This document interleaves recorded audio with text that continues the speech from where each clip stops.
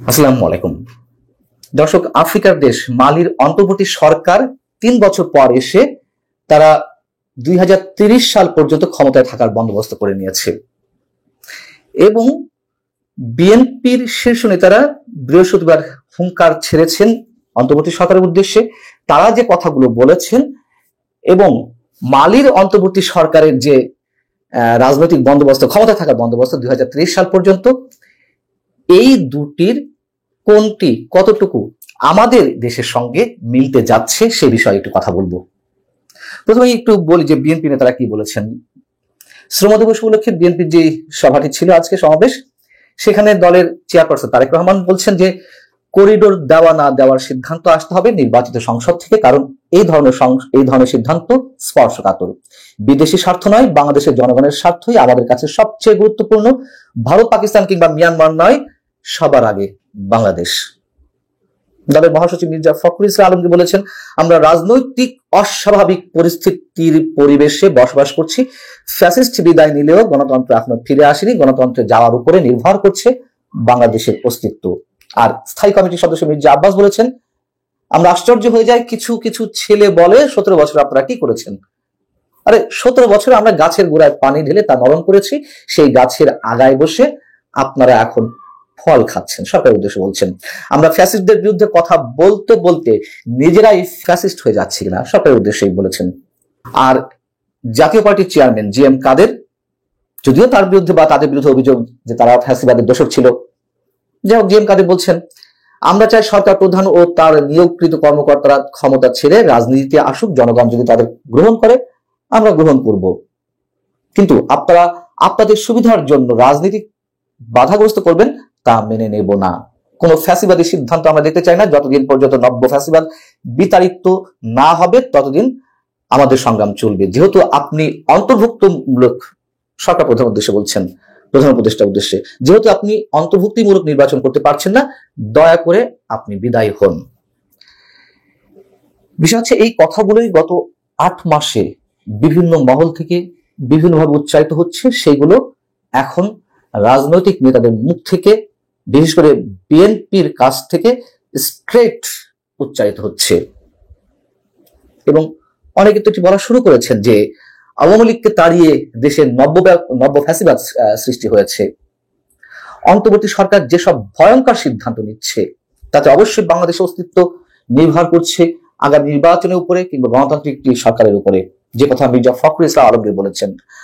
আর তারেক রহমান যেটি বলেছেন সেটিও তো এখন সবাই বুঝতে পারছি, বিদেশি শক্তির কলকাঠিতেই, তাদের প্রেসক্রিপশনে অথবা তাদের স্বার্থে এখন এই মুহূর্তে অনেক কিছু বাস্তবায়িত হচ্ছে। নানান জায়গা থেকে এটি বিশ্লেষণ উঠে আসছে। কিন্তু প্রশ্ন হচ্ছে, এই যে বিএনপির যে হাক ডাক, তাতে কি বিএনপি নির্বাচন আদায় করতে পারবে? গত ৮ মাস, ৮.৫ মাসে তারা যে কখনো কখনো গরম, কখনো কখনো নরম ভাষায় কথা বলছে, এতে অনেকে বলছেন যে সরকারের গায়ে কিছু বাঁধবে না, তারা যা করার করে যাবে। এবং আমরাও নিশ্চয়ই অনেক আগে থেকে বলছি যে এইসব সংস্কার আসলে কিছুই নয়, এগুলো মানুষের সামনে মূলা ঝুলিয়ে রাখা হয়েছে নির্বাচনকে বিলম্বিত করার জন্য। আর তারপর আবার এখন নতুন সংযোজন, সেটা হচ্ছে যুদ্ধের একটি উত্তেজনা। সরকার বিভিন্ন পর্যায় থেকে যে কথাবার্তা আমরা শুনছি সরাসরি, যেমন এর আগে আপনাদেরকে জানিয়েছি, অবসরপ্রাপ্ত মেজর জেনারেল ফজলুর রহমান, যিনি বিডিআ হত্যাকাণ্ডের পুনঃতদন্ত কমিশনের প্রধান, যদিও তিনি সরকারের পার্ট নয়, তবে সরকারের সহযোগী হিসেবে তো কাজ করছেন, একটা কমিশনের প্রধান হিসেবে কাজ করছেন। তিনি ভারতের 7 সিস্টার্স আক্রমণের জন্য আহ্বান জানিয়েছেন এবং প্রয়োজনে পাকিস্তান এবং চীনের সঙ্গে পরামর্শ করার তিনি সাজেস্ট করেছেন। আর আমাদের প্রধান উপদেষ্টা কি বলেছেন সেটা তো আমরা জানি। তো সেই জায়গা থেকে এই কথাগুলো স্পষ্টভাবে উচ্চারিত হয়েছে, এটি বোধহয় দরকার ছিল খুব। আর আফ্রিকার মালির উদাহরণ দিচ্ছিলাম, 2021 সালে সেখানকার ক্ষমতায় আসে সামরিক প্রধান আসিমি গোইতা। তো অন্তর্বর্তী সরকার হিসেবে কাজ করছিল, তিনি তখন ঘোষণা দিয়েছেন যে আগামী 3 বছরের মধ্যে সাধারণ নির্বাচন অনুষ্ঠিত হবে। 2025 এসে নির্বাচন দেওয়ার কথা ছিল। কোথায় মিল আমরা একটু খুঁজে দেখার চেষ্টা করি আসিমি গোইতার সঙ্গে আমাদের এখানকার অবস্থা। আসিমি গোইতা একটি সম্মেলন ডাকলেন, জাতীয় সম্মেলন ডাকলেন, সেখানে অনেক রাজনৈতিক দল অংশগ্রহণ করলো। তারা পরামর্শ দিল যে না, আপনাকে আমরা 2030 সাল পর্যন্ত চাই। মজার বিষয় হচ্ছে সেখানে প্রধান বিরোধী দল অংশগ্রহণ করেনি এবং ওই সম্মেলনে এই দাবিও উঠেছে যে সব রাজনৈতিক দল বিলুপ্ত করা হোক। যদিও তাদের এই দাবির প্রতিক্রিয়া এখনো সরকারের পক্ষ থেকে জানানো হয়নি, তবে ধরে নেওয়া হচ্ছে যে 2030 সাল পর্যন্ত আসিমি গোইতা সার্টিফিকেট পেয়ে গেছেন এবং এর নিন্দা জানিয়েছে অ্যামনেস্টি ইন্টারন্যাশনাল সহ মানবাধিকার সংগঠনগুলো।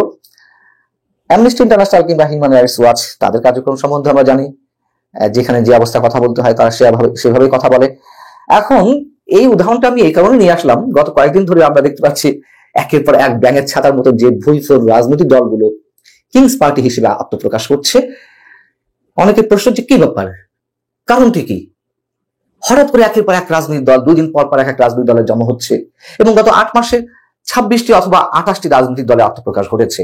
এক্সাক্ট পরিসংখ্যানটা আমি নিজেও দিতে পারছি না যে এত এত রাজনৈতিক দল আসছে। কারণ কি? অনেকে বলছেন যে এটি এরশাদ মডেল। সামরিক শাসক এরশাদ তার শাসন আমলে একের পর এক রাজনৈতিক দল করার সুযোগ করে দিলেন। আমরা একটা সময় দেখলাম যে আসম আব্দুর রবের মতো মানুষ তিনি বিরোধী দলীয় নেতা হিসেবে সংসদে প্রবেশ করলেন। আর সবচেয়ে গরম উদাহরণ হচ্ছে মালি। এই যে রাজনৈতিক দলগুলো একের পর এক গঠন হচ্ছে, তাদেরকে দিয়েই বলানোর চেষ্টা করা হচ্ছে ডক্টর মোহাম্মদ ইউনূস 5 বছর ক্ষমতায় থাক, তারা দাবি তুলছেন এবং একটা পর্যায়ে ডক্টর মোহাম্মদ ইউনূস দেখাতে পারবেন এই দেখো এতগুলো রাজনৈতিক দলের মধ্যে আমাকে সাপোর্ট করছে এতগুলো রাজনৈতিক দল, অধিকাংশ রাজনৈতিক দল এই সরকারকে চায়। অলরেডি এটি বলা হয়ে গেছে আল জাজিরার সঙ্গে সাক্ষাৎকারে। তাহলে বিএনপি কি করবে? গত 8 মাস 8.5 মাসে তারা রোড ম্যাপটি আদায় করতে পারেনি। অনেকেরই এখন বক্তব্য মানুষের মুখে মুখে এমন যে অবশেষে বিএনপি কি করবে? তারা কি আসলে ক্ষমতা আসতে পারবে একটা নির্বাচন আদায়ের মাধ্যমে? অথবা ডক্টর মোহাম্মদ ইউনূস কি তাদের এই হুঙ্কারে লেজ গুটিয়ে নিবেন? দেখার আছে অনেক কিছু। আল্লাহ হাফিজ, ভালো থাকুন সবাই।